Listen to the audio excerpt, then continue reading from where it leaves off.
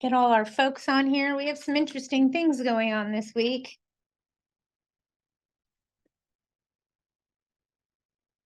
And somebody asked me urgently about a disposition of security deposit.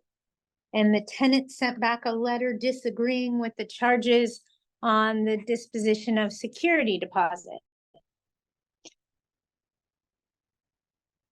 In the event, sorry, I'm still letting people in. I was late this morning. I apologize, you guys. In the event you are doing a disposition of security deposit and the tenant sends you a response letter that they don't agree with what you're charging them for, the recourse for not agreeing is small claims court. So with that said, if the tenant's disagreeing and telling you provide this documentation and I don't agree with this charge, and this isn't where you get in a battle with them about what's going on. If they don't agree with the charges, then they have recourse, and that's to file a small claims case. Please don't get involved in the he said, she said stuff. I'm going to make it easy for you. In small claims, when you're depicting damages left behind for a tenant, a judge is usually very, very honest when it comes to what charges a tenant owes in small claims. They just want to make sure that you notified them of their right to have an initial inspection. They want to make sure that you did it by the book. In other words, you followed the rules. I have been in several small claims cases, and I can't say that I've ever felt like I was duped by a small claims judge. They're really good about damages and things that are left behind after a tenant vacates. So please don't fear a small claims case being served on you. I got you, sisters. I see you. I'm gonna be calling you. But the difference between that, hang on, I'm letting somebody else in. Okay. The difference between that and actually getting that to happen is a huge issue. And as all of you know right now, it's hard to get anybody to do small claims for you. But if your tenant is threatening to sue you in small claims, here's what I have to say to you. Let the judge tell them they're wrong, because you've already told them they're wrong. Don't fear it, okay? That's what I'm trying to say. Just don't fear it. I know I need to call my sisters. I will do that as soon as this meeting is over today. Anybody have anything they want to talk about? A 4-unit property under Larceau. Can we hire a repair company the same as balcony inspection company? What required do we look up to get a decent, you see that small claim stuff. You know what I'm talking about, right? Don't argue with the tenant back and forth about what you deducted from their security deposit. Let them file small claims against you and let a judge tell them they're wrong. I did send you an email though. I want to see the graffiti. Show me what we're talking about. It'll help me understand things better. For a 4-unit property under Larceau, can we hire a repair company the same as a balcony inspection company? What requirement to look up a good, decent company to inspect? Are you ready for this? It must be a structural engineer. You're not going to find some handyman company to go do that. They have to be licensed, insured, bonded. They have to be a structural engineer. You're going to have to pay for the fancy company to go do that. Let me explain why, okay? And then you'll know and it'll make sense, okay? In the event, let me rephrase this. The reason that we have to do balcony inspections, I agree with, okay? It has to do with a group of exchange students that were visiting from Ireland. And this was in Northern California. They all went over and were standing out on the balcony, having a couple beers, whatever. It wasn't a loud, raging party, okay? It was not. It was about 8 of them out there on the balcony, on the patio, enjoying a cocktail, whatever. The balcony collapsed under the weight, and 6 of those people plummeted to their death. Now you know why it needs to be a structural engineer and not a handyman. The reason this law was implemented is to make sure people don't lose their lives by walking on elevated walkways or standing out on balconies, having a couple cocktails with friends. Okay?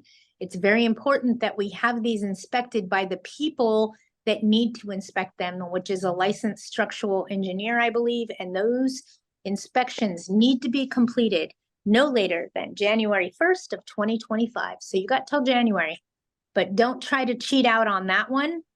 The reason we have this law in place is for a good reason, okay? Don't try to chintz out on it. Patty, all those people that did the retrofit, the same people that could do inspection for this new law. You know, the retrofitting of that was required. Do you know why? Because they're structural engineers. Yes. Bingo. Bingo. Same thing. So the people that do your retrofitting may be able to do that. AGLA has a list of names. This is something that has to be done in the state of California. So all residential dwellings, it's not just an area, okay? Anything with an elevated walkway or an elevated balcony, okay? So think of it this way. If you're in an apartment community and everything's on one level and you have a level, hold on, I'm trying to move into the frame, a level of stairs that go up to the second level, and then there's a long walkway. Sorry, I'm trying. So you come up, I hate this background thing. You come up the stairs and there's a long walkway that you can walk along, go to different apartments. This walkway needs to be inspected. That is an elevated walkway. If you go around the back side of the property and these people have balcony patios out the back, those need to be inspected also. Anything that's free floating needs to be inspected.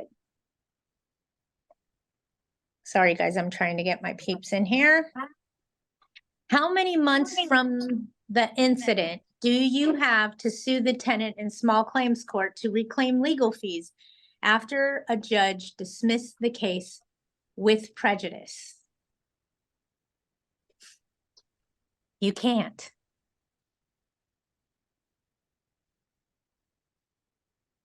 You can't. You want me to explain why? Yes, please do. Yeah. The case is dismissed. There is no prevailing party. Nobody owes anything.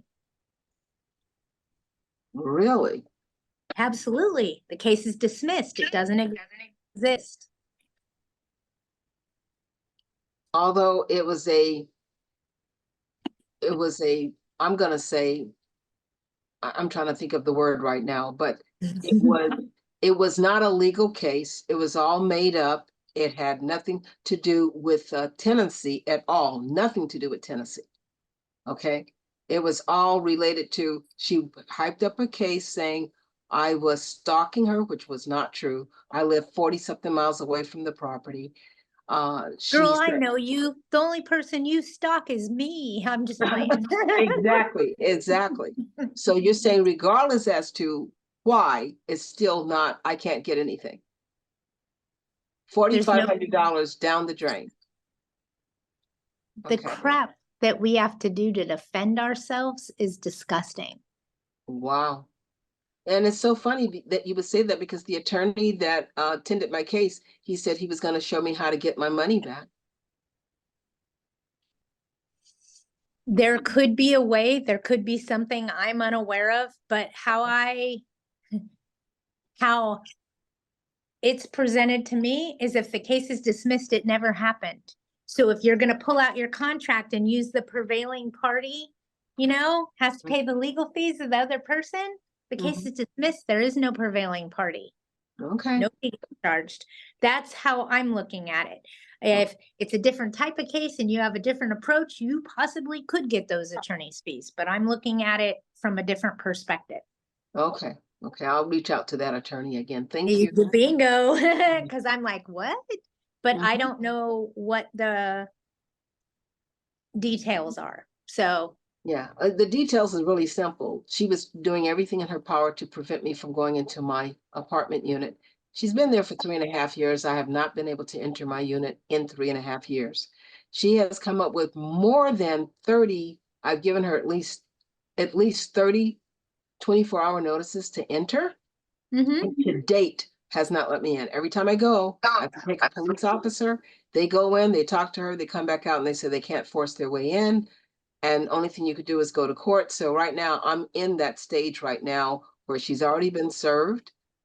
So I guess I'm waiting for a court date. You're waiting for a court order to enter the property is what you're waiting for. A court order? Okay. You No, can, well, it okay. depends on how you're approaching. If you're evicting the tenant because they're refusing to allow entry, then you're evicting them. Yes, You can that's what I'm also, doing. Mhm. you can also, just so you know, on a different set of facts, aside from the eviction, so instead of, okay, not together, instead of, Mhm. you can petition the court asking them to give you an order to be able to go into that property. And then you have a court order to enter. Okay. I want to get rid of her, period. I know, and that's why I pulled myself back and said, if you're Mhm. evicting her, then go down that road. This is Okay. either or, not both. Okay, I'm going down that road. Get rid of There's her. there's a reason why I say that, and hear me out, okay? If Sure. you then get a court order to enter and you've entered the property, then how can you evict her? You've gotten in. Mm-hmm, mm-hmm. Oh, yeah, Yeah, no. Yeah, well, Section 8, tried to get them involved and have their inspector to come out so he can join me in going in. And she deliberately was not there. So I'm done. 30 times is more than enough. If I haven't gotten in 3.5 years, I'm not gonna get in. So get rid of her because she's doing everything else she wants to do on my property as though it's her own. 30 times. Yeah. Sorry, Insane, that's right? are you freaking kidding me? Nope, nope. But see, during COVID, Patty, understand one thing. I had reached out to not one, not two, three different attorneys. All three attorneys said I was wasting my money by trying to get her out based upon that during COVID.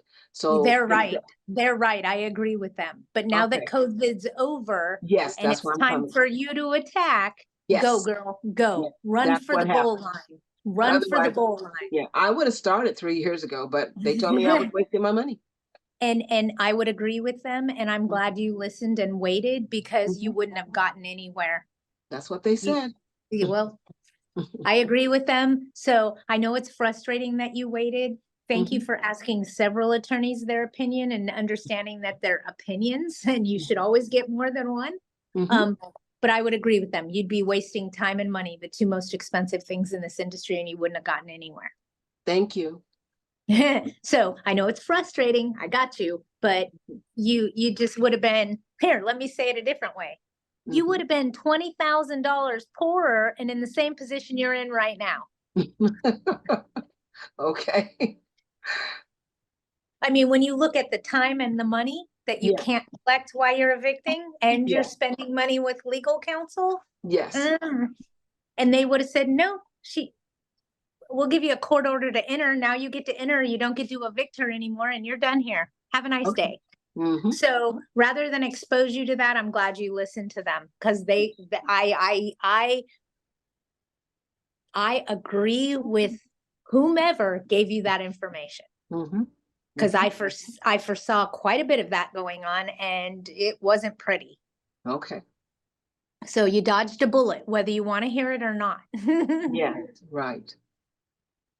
All right. Let's see. I got some other stuff. Okay, so you guys are asking me how many months from the incident do you have to sue the tenant in small claims? It doesn't work like that.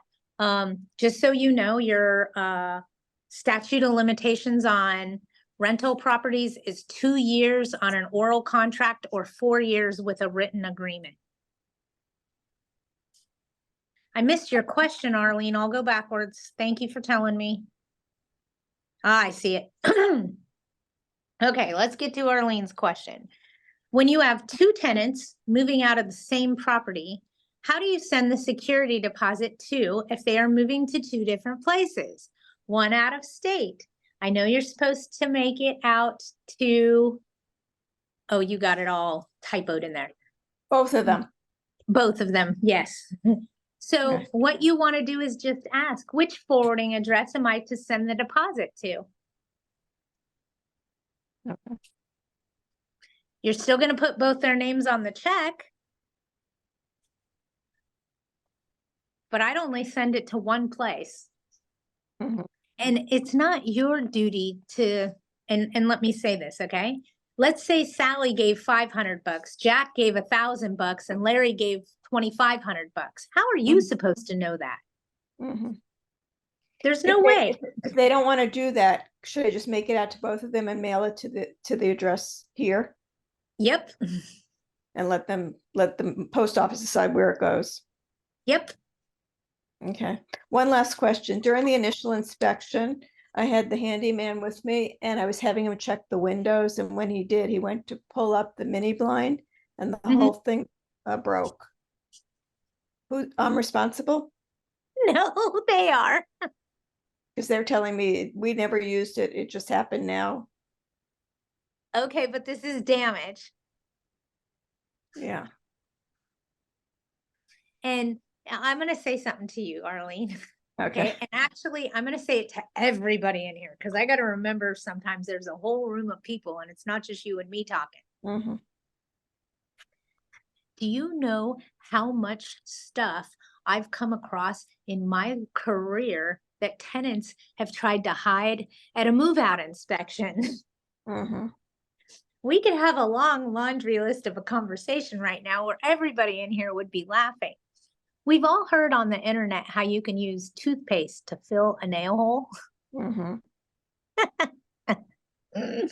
I had a tenant once, and when I walked in the door, I went, it's minty fresh, minty fresh. So as I start walking in the property, I'm wondering, oh, look, there's toothpaste on the door. It's AIM toothpaste because it's in 3 colors, you know, the red, the blue, and the white. They didn't read the internet good where it said use all white toothpaste, but they didn't try to fill a nail hole. They tried to fill a hole like this in a door and they slathered it with 3 colored toothpaste, okay? And it was oozing down the door and then buckling out at the bottom. Yes, that would be one thing. Another thing that I saw is a tenant had a hole in the wall. And how I caught this, I have no idea. I couldn't tell you. Something turned on my spidey senses, okay? The wall looked weird. And I don't know why it looked weird. It just looked weird. It wasn't right. Something was off. Maybe I have a little bit of obsessive compulsive disorder. I don't know. But something in this area didn't look quite right. Do you know what the tenants did? You're going to love this one.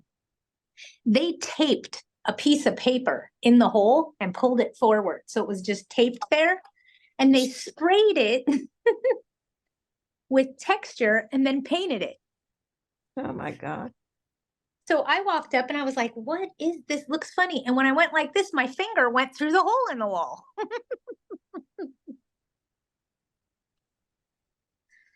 I've come across some interesting things of tenants trying to fix things. Remember, I started my career in vacation rental management, where the houses are fully furnished and you walk in and you're like, no, something's wrong. And you get too close to a chair and it just falls apart on the floor right in front of you. I think they held it together with toothpaste and bubble gum. You know, if you break a chair, you break a chair. It happens, you know, hey. But hiding it and finding things that tenants hide, I think we should write just an article about finding things that tenants hide. I mean, I think it would be funny. In fact, I might write that down. Finding things tenants hide. Okay, so does that answer your, are we there? We answered that? Yeah. Okay, we have more stuff going Yeah. on. Yeah. And just one last quick thing. Can you request that they provide you with, they say that they had the carpet professionally cleaned. Can I request that I see the bill? Why? It's either up to your standard or it's not. Who cares if they paid for it, or if they hired Stanley Steamer, or if they went to the grocery store and bought a machine? If the carpets are not clean to your satisfaction, you're going to have it redone and deduct it from their security deposit. Okay. So Okay, who thank- cares who they paid? And this is me talking to you, because they think, oh, here's my receipt. You can't charge me. The carpet's crunching when I'm walking on it because you didn't rinse out the soap. Yes, I'm charging you. So don't feed into that is the nicest way I can explain it to you. You may have had it professionally cleaned, but it's still not up to my standards. Okay, thank you. It's still not up to the condition of when you moved into the property. Okay. We had to have it done again because it wasn't great. You may want to talk to your person and get a refund. I mean, there's just all kinds of things you can throw out there, but I always take that receipt and just start trying to hold my face because I'm like, did you go to Stater Brothers and rent that little machine? And now I have to go suck all the soap back out of the carpet because it's crunchy when you walk on it. That can happen. All right, here comes more stuff. Also, one broken wall plate that we had to replace, is that wear and tear or something that we can charge a tenant in their security disposition? You're saying it yourself. You're just missing it. If something's broken, is that wear and tear? No, it's broken. That's damage. Got it? Yep. Okay, and I'm trying to help you hear your own words because I used to have to ask myself, damage or wear and tear, damage or wear and tear. And that's how I did it is they damaged the carpet. Is that wear and tear? You just use the word damage. Why are you arguing with yourself? Damage is damage all day long. How about a missing knob on the wall heater? Also damage. It's missing. It's not there. That's damages. I cannot even open the compartment where the pilot is because the knob is gone. I got you. Try a flathead screwdriver to pry that thing open. It'll usually help you. How about missing light covers? The tenant said all of them are wear and tear. How can there be wear and tear on something that is gone? It's gone. If a tenant, you guys are all going to laugh and giggle at this because this is just the way Patty's brain works, okay? If a tenant can't cook well and removes the smoke detectors because every time they try to prepare a meal, the smoke detectors go off, okay? And they are now gone when you go to do your move out inspection. Is that wear and tear or damage? Damage. Why? Because it's gone, it's missing. So is your stuff. It's gone, so it's damage, okay? Don't let that tenant argue with you on what wear and tear is. And if you need the definition of it, the Department of Consumer Affairs can give you the definition of wear and tear versus damage.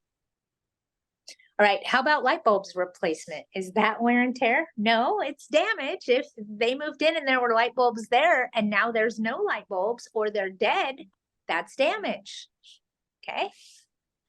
When the tenant moved in, all the light bulbs are on. Exactly. You probably have a move-in inspection sheet that asks about lighting. And that's where you wrote down, yes, light bulbs work. Everything's good. Ah, that's it. I charged her the light bulb replacement, but she said those are wear and tear. Again, please don't allow a tenant to tell you what the rules are. Make sure you know what the rules are. Sometimes they're right, sometimes they're wrong. Sometimes they take this much information and twist it into a way that benefits them better. Okay, so we want to be careful about that. Okay, I'm going down my list now.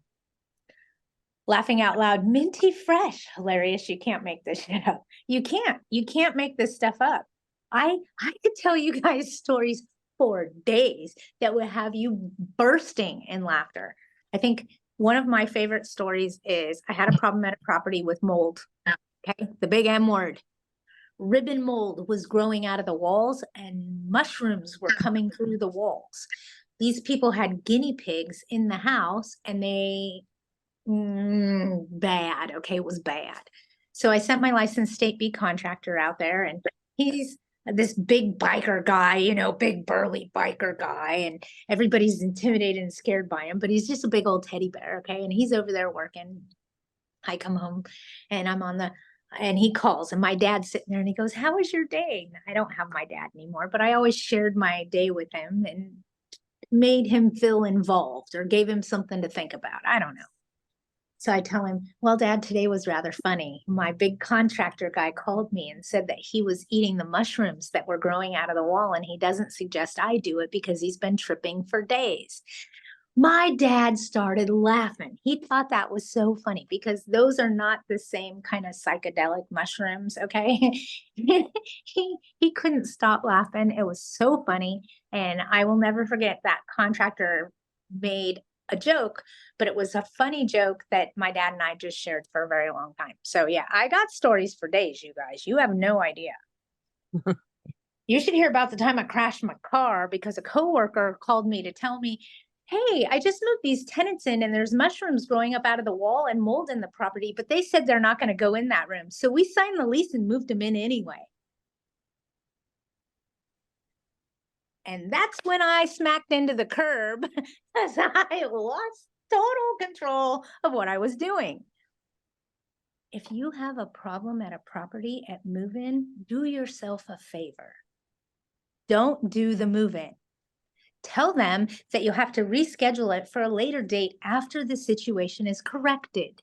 Don't do the move-in. Anybody here want to know why? It's a habitability issue and they don't owe rent. Why would you move somebody in when they don't owe rent? Yeah, I crashed my car that day. I was just shocked at what she was telling me. And then she goes, "Patty, are you okay?" And I said, "No, I just crashed my car." And she goes, "Oh, I'm sorry." And as I'm talking to you, I'm realizing what I'm saying and I'm getting scared. Like, yeah, okay. I'm glad I'm not alone. All right, let's keep going down this list. Roadrunner, we have a single family home where the tenant has not paid rent and is complaining about everything and wants out of her lease. Owner says no to letting her out of the lease. Tenant is not paying rent and claiming the house is giving her PTSD. We serviced a pay or quit last month and have tried to amend her complaints to no avail. She just isn't working with us. We'll be serving her with another pay, rent, or quit after the 5th, but wanted to see what our options are. Just eviction. Yeah, I mean, she made it clear. For whatever reason, she doesn't want to live there.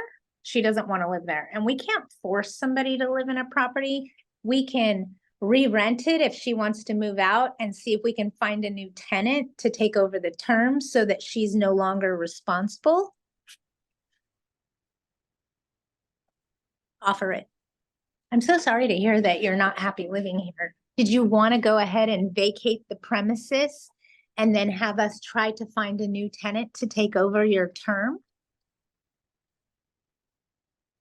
If not, start eviction, non-payment of rent, easy peasy, especially in your area. Also for the sandblasting, if she ever sues me in small claims court, will the judge ask me for a couple more quotes like what the tenant asked?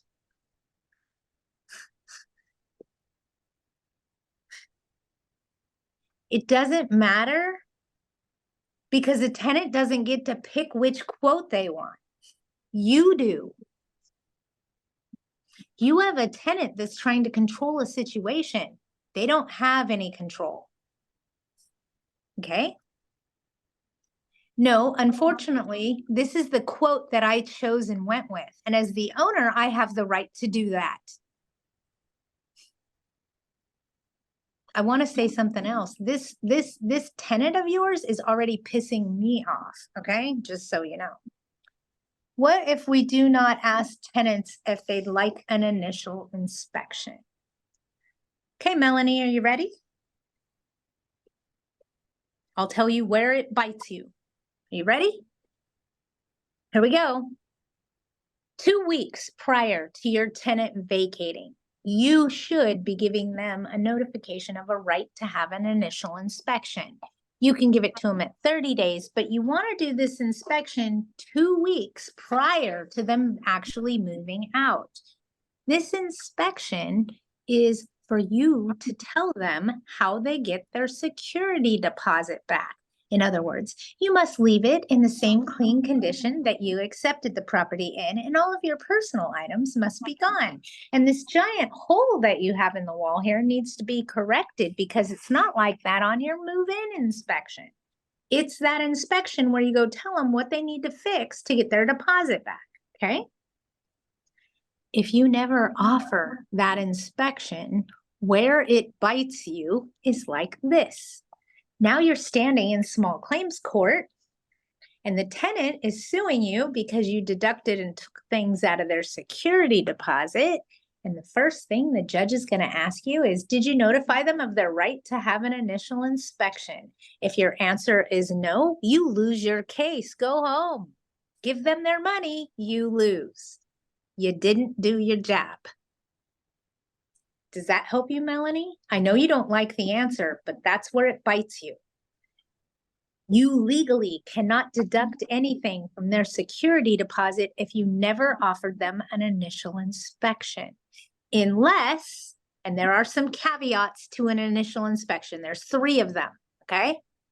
Eviction, initial inspection is not required. Abandonment, initial inspection is not required. Surrender, initial inspection is not required. Those 3 things are the only things that you can get away with not doing a pre-move out inspection or the initial inspection. Tomato, tomato, same thing. Pre-move out, initial, okay? What is surrender as a, in this situation? What would be considered surrender? Hey, just wanted to let you know I left the keys on the counter. Okay, and abandonment is them doing the same thing but without the call. Got it. Where you show up to serve a notice and find the door open and everything gone? Yeah, that's abandonment. All right, abandonment, surrender, eviction do not require initial inspection notifications. Everything else does.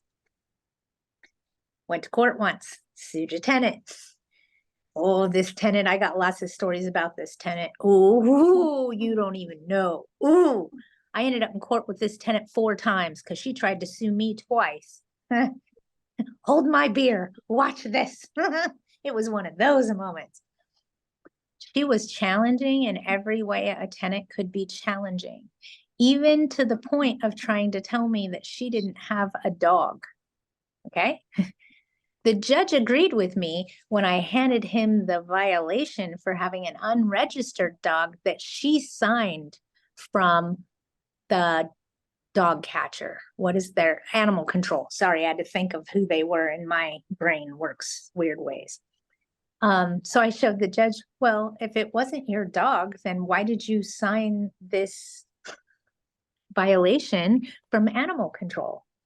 And she looked at me and went, God, do you have everything in your file? As a matter of fact, I do. Yeah, that was a challenging one. So, and then the judge tried to get me because I didn't give her an initial inspection. It was a surrender. She surrendered the keys. I didn't have to do an initial inspection. So 3 things you don't have to do an initial inspection: abandonment, surrender, eviction. Everything else requires it. And if you didn't do it, you lose in small claims when it comes time to who gets to keep the deposit. Okay, so that's where it bites. Patty, surrender means that without giving a 30-day notice, all of a sudden give the keys and here I'm leaving. Is that it? Right. Sometimes they call you or sometimes they'll just show up in your office and say, here's the keys. Sometimes you go to your office and find them in your mailbox in the morning. That's a surrender. But if they give you a 30-day notice, then right away you have to give them a letter saying the right of inspection. Is that it? Bingo. Bingo. Thank you. And you want to do that inspection 2 weeks prior to them moving out. So they have 2 weeks of time to clean it up, paint it, and do whatever you told them needed to be done to get their deposit back. Is a drain clogged in a bathroom sink wear and tear or damage? Let's talk about this. Clogged drains twice a year, wear and tear. More than that, excessive use and is damage. Patty, please explain. Had a tenant. She had 4-foot long hair. First month she lived there, she called me. The drains were plugged. I needed to come unplug them. I did that. No problem. Thank you for letting me know. Sorry for the inconvenience. Next month, same thing. Bathroom sink and the shower again. Okay. Benefit of the doubt. Maybe I have a root sewer problem. I didn't know. Something, anything can happen. Okay. So this is weird. Let's keep moving forward. Next month, she didn't have a problem. A month after that, she did. Then it was every other month after that. So call my attorney. Hey, this is what's going on. Wear and tear would be twice a year. Anything more than that, it's going to be excessive. Okay.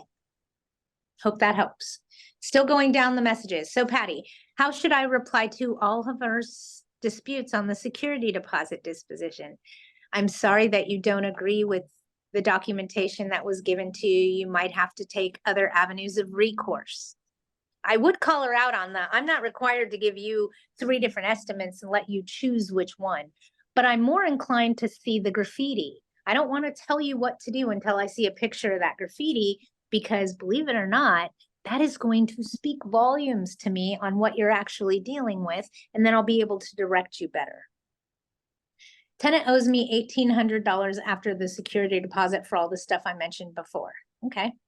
So do I pick up a date when she sues me in small? Do I get to pick the date when she sues me in the small claims court claim? No, you don't get to pick the date. You just get to go defend yourself. And let me throw this in there.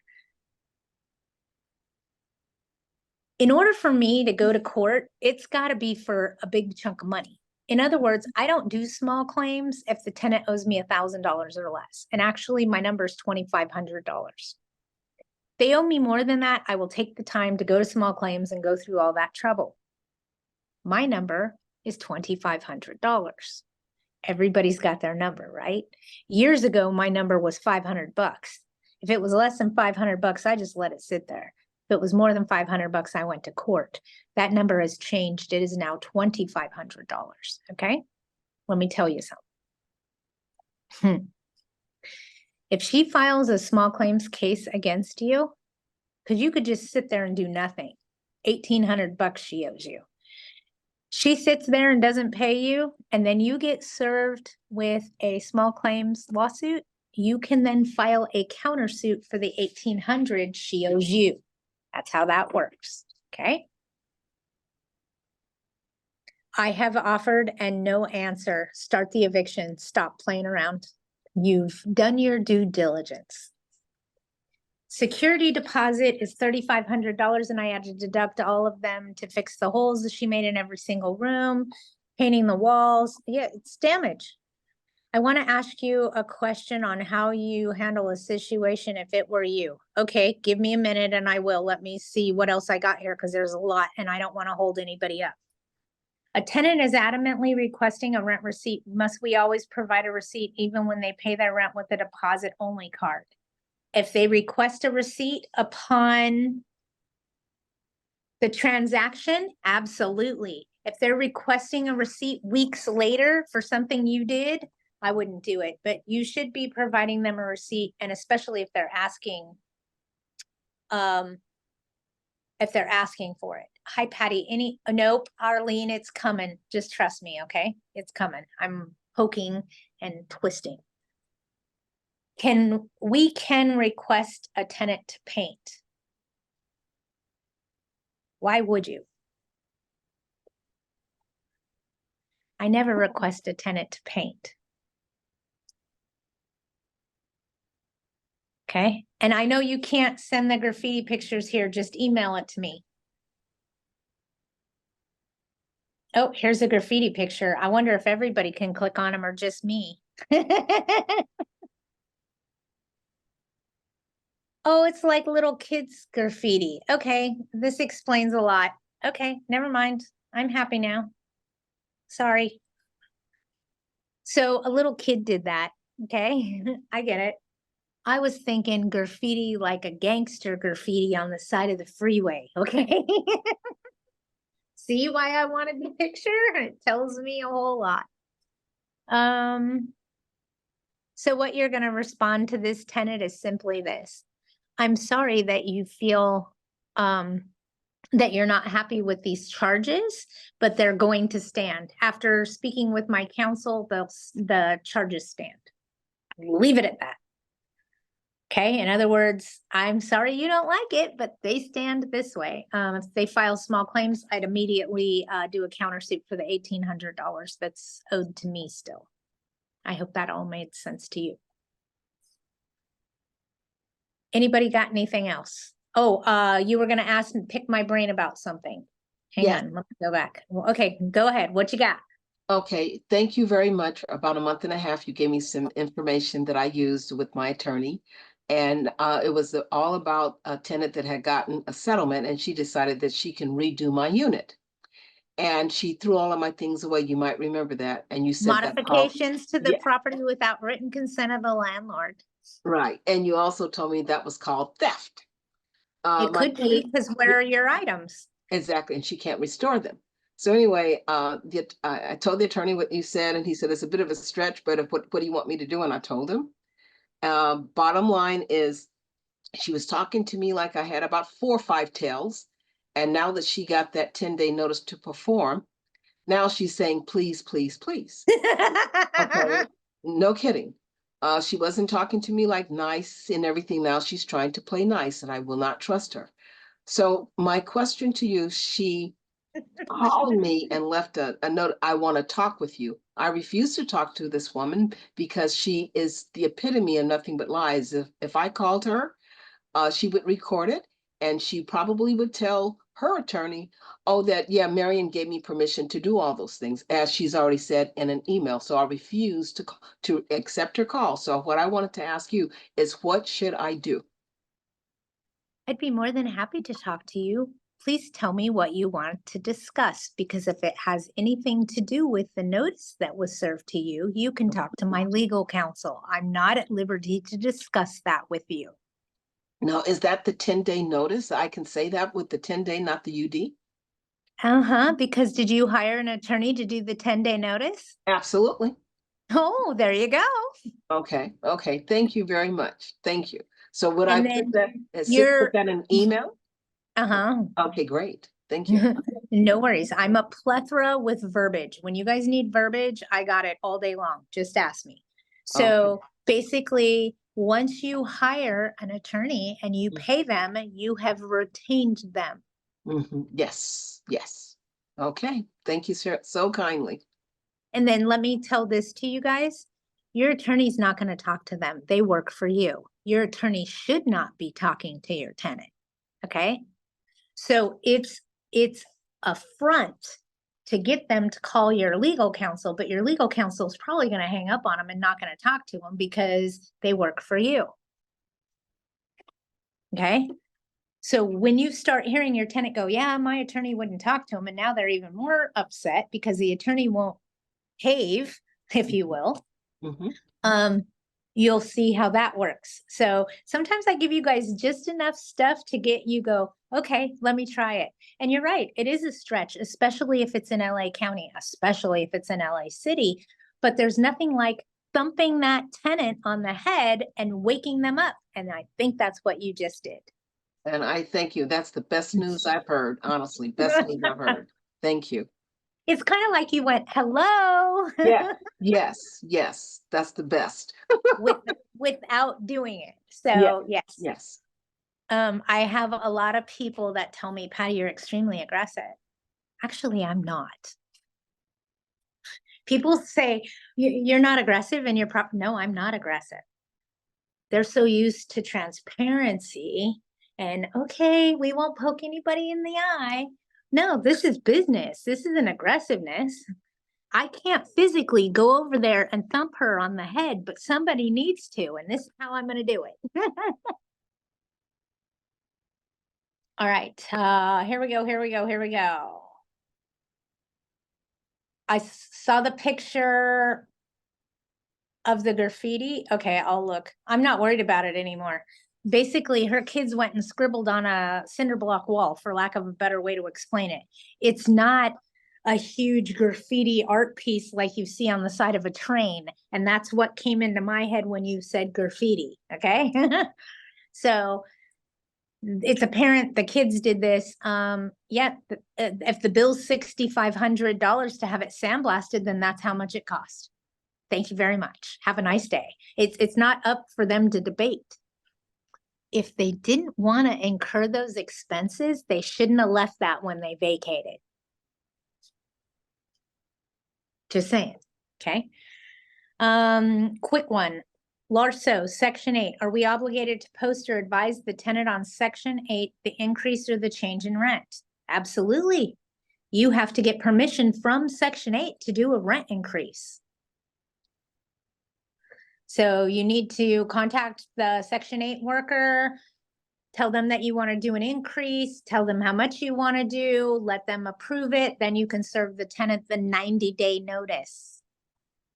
90-day notice.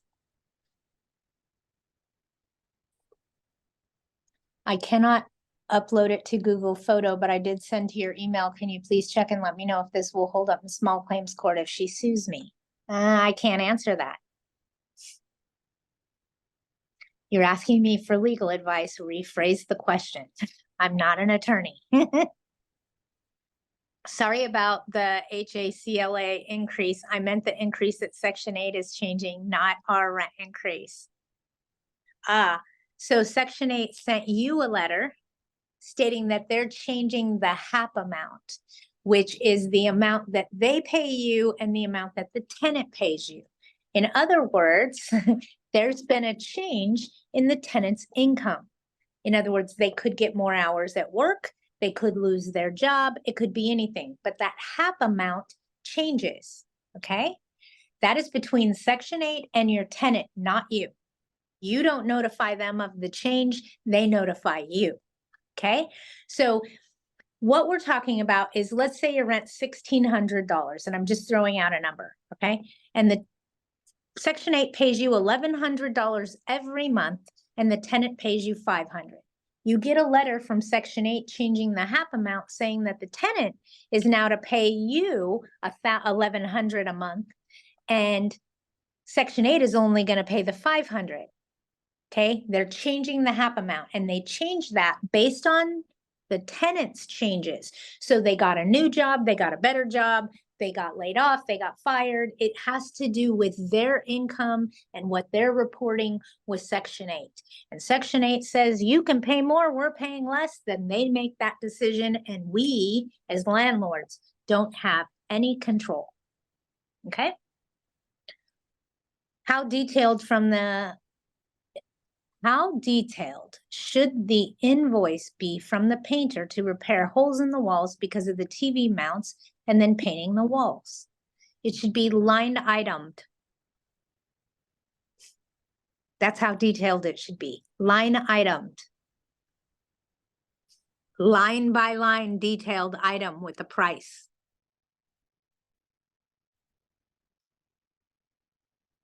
This is what the painter wrote on the invoice that I used to deduct from the tenant's security deposit.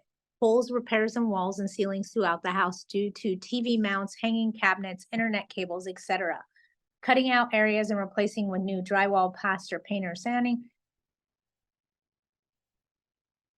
And do you have photos? Because I'm fine with what it says. Tell him that you need him to itemize his invoice. You need an itemized invoice. So he needs to give you a price per item. Itemized invoice.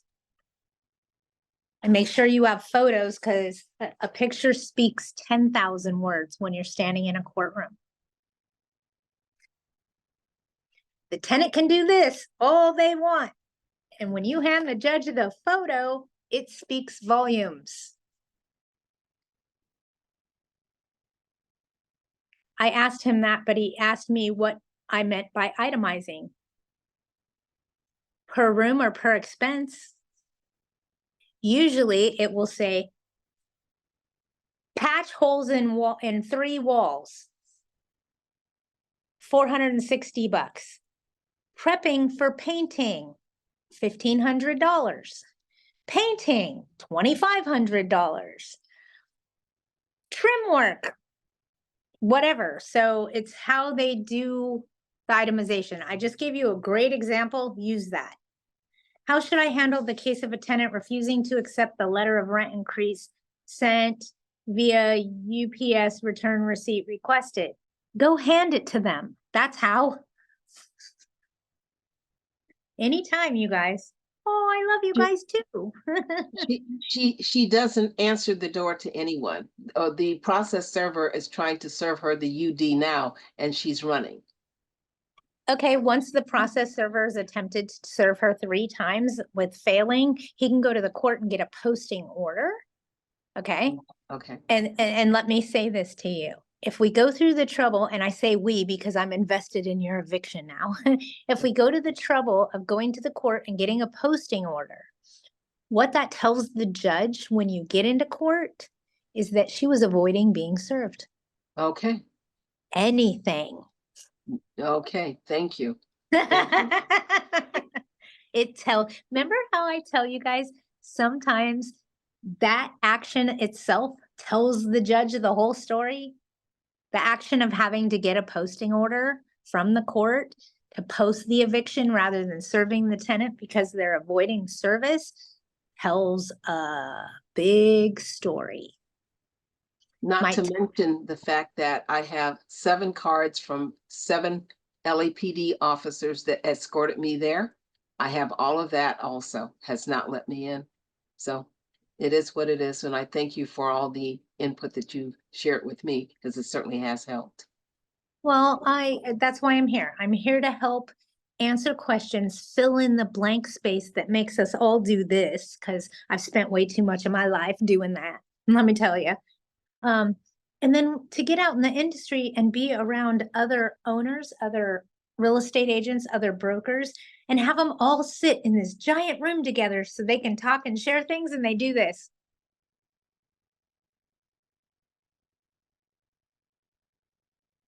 And you're like, really? You're not going to share a tip or a trick with me?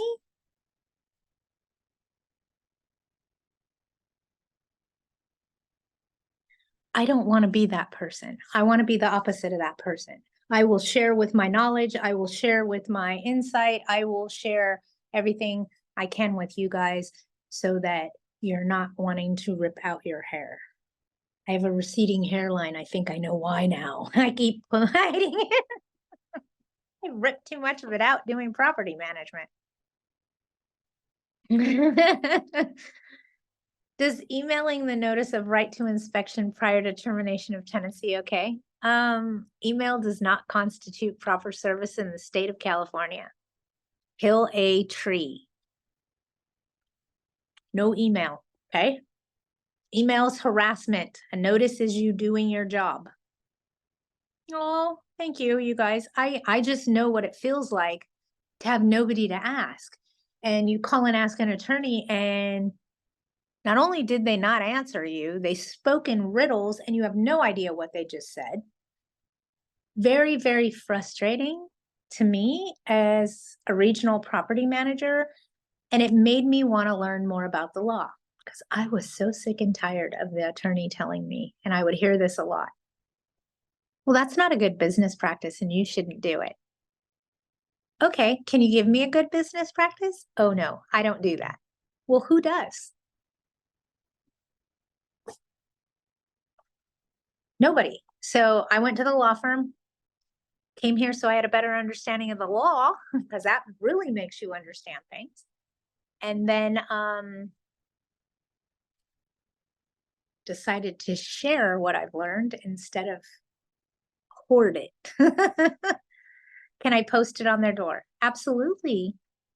Anytime a tenant gives me a 30-day notice that they're moving, I usually immediately follow up with an acknowledgement of their 30-day notice, letting them know how much their prorated rent will be for the following month. and I give them a right to have their initial inspection. So anytime someone is giving me a notice that they're vacating, I immediately send 2 documents out. One is an acknowledgement of their 30-day notice of intent to vacate the property, and the other one is a right to an initial inspection. Larceau, tenant owes $30,000 in COVID rent. We sent the initial letter advising him we'd like to start legal if he didn't have a solution. So now that 30 days are up, if we file small claims, do we just advise them or just do it? Do you tell somebody you're going to shoot them, or do you just pull the trigger? That was a bad example. It was a bad example. It depends on what they're doing, right? Stop or I'll shoot. File the small claims as soon as your demand letter expires. It should be unlimited for that time. And small claims right now is a nightmare if you're trying to get someone to actually prepare the documents and file them with the court. Legal counsel seems to be focusing on evictions and not on small claims. So not a whole lot of people out there doing small claims right now. Everyone's focused on evictions. So But I'd rather Jackie, shoot. Yeah. regarding that, from my understanding, I just learned that earlier this week, the maximum you can file in a small claims to an individual is 12,000, and to a corporation, it's 3,000, not 30. The tenant owes $30,000. That's what Right. she's saying. Exactly, but I'm saying that if she wants to file a small claims action, it cannot exceed 12,000 Actually, hold on. in For LA. for the COVID rents, it's Mhm. unlimited. But they said it would have to be civil, not small claims. But it's unlimited. Right, on civil. You can do a small claim just for the COVID rent period. That would be Okay. from March 1st of 2020. And don't hold me to this because I don't have my little cheat sheet in front of me, but it's September 30th Uh-huh. of 2021, Okay. I want to say, Mhm. but I don't have my cheat sheet in front of me. So don't hold me to the date. Okay. Okay, it's only that time period that's Mhm. unlimited in small claims. If Okay. you have other rents that are owed not in that period, then it goes with the 12,500, which Okay. is the new small claims limit. It was adjusted January 1st of this year to be not 10,000 anymore. Now it's 12,500. That's the easiest way I could explain it to you. They bumped it up. It doesn't cap out at 10 grand anymore. It caps out at 12,500. Okie doke. I hope that makes sense. So from what I understand, you can do unlimited small claims for the COVID protected period only, which is the time the courts were closed and we couldn't charge rent. So that first 6 months, it's like the first 18 months of the pandemic. And that portion where they had to pay 25% of the rent, that's all included in that unlimited amount. So, and there is a small claims form for that unlimited amount. And I used to know the number, but I don't know it off the top of my head. Sorry. All right. Anybody have anything else? Dead silence. Is this thing on? I'm just playing. Patty, I have one more question, Patty. Okay. So if I reply to her, okay, for the security deposit, I'm sorry you feel you're unhappy with all the charges, but after speaking with my counsel, all the charges stands. Will that make her like, what if she, I don't know, like look for like a tenant attorney or anything like that? Sweetheart, her recourse is small claims. Oh, okay, gotcha. Okay, and I That's don't the part tell her you're that? missing.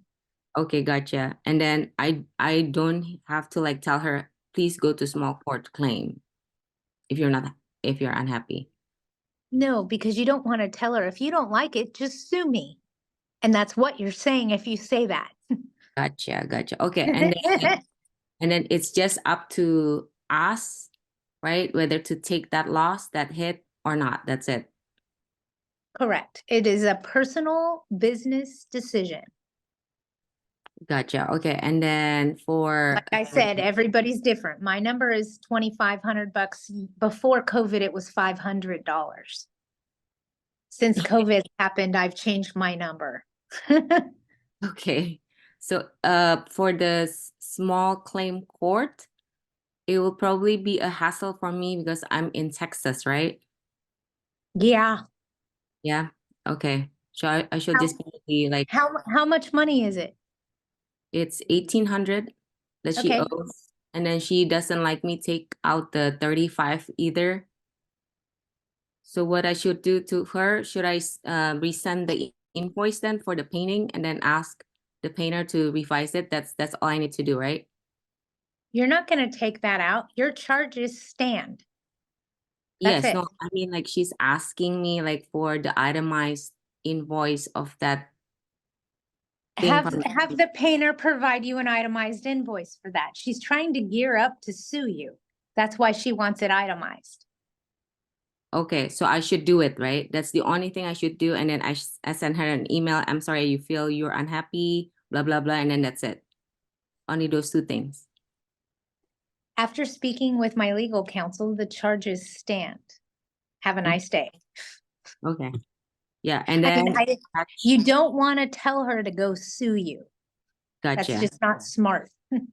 Yes. And then just tell her this is the itemized invoice from like the painter or something like that. That's it. Only those two things that I need to mention. I wouldn't even mention it until you have the itemized invoice. Mhm. And then just tell her, oh, I'm sorry you didn't get the itemized one. Here it is. You know, no big deal. Oh, I see. But Okay. she's trying to gear you up to sue you, Okay. which is going to be extremely difficult because you don't live in the state. Okay. So you're saying I that don't know how she's going to serve you with a lawsuit. okay. Gotcha. Is it possible to do it like out of state, like kind of thing? If you To had a her? property manager, yes. No, I mean I don't have a property manager. I understand that, but how do you sue somebody out of in the state of California that doesn't live in the state? Gotcha. Okay. Okay. Thank you, Patty. So if It you're makes me sleep fearing, better. Thank you so much, Patty. if you are fearing being sued with a lawsuit, remember this, small claims can't cross state lines. I tell you Gotcha. guys all the time, if your tenant moves out of the state, stop. Because you need to stop trying to go after them once they cross that state line, because that's where your hands are tied. That works on the other side of the fence too. Patty, is there like a kind of like a time limit when the tenant can sue me for this small claims court thing? 4 years 4 years. Okay. after they move out. 4 years after they move out. If you have a written rental agreement with them, the statute of limitations is 4 years after they move out. That's also how much time you have to sue them. If you have an oral agreement and not a written rental agreement, then it's 2 years after they vacate. Okay, gotcha. And then okay. And I have one more question, but I'm just gonna email you then. Okay, that's fine, no problem. Okay. Yeah, I think your tenant is gonna find herself in a very bad position in a very quick minute. Because I don't know how she's gonna cross state lines. I'd have to ask the attorney. That's got my head spinning out. Tenant owes money with the trash company and the bills keep coming to me. He's moved out. What do I do? It's a trash company, so they're gonna come after you. Did you take it out of his security deposit? What he owes? And I'd pay that bill so that they don't put a lien on your house. No joke. Widget@widgetsway.com is my email. widget@widgetsway.com. All right, you guys, I'm gonna get off of here. You got my email, widget@widgetsway. Sisters, I will call you shortly. You will get a call this evening, not this afternoon, no doubt. Give me about 5 minutes. I need to go ask the attorney something before I call you. All right. Bye, everybody. Have a great week. I will Bye, talk to you Patty. next Thank you. anytime. I'll talk to you guys next week. You. You Okay, guys have thank a great day. you. Bye. Have a good day. Bye-bye. You too. Bye.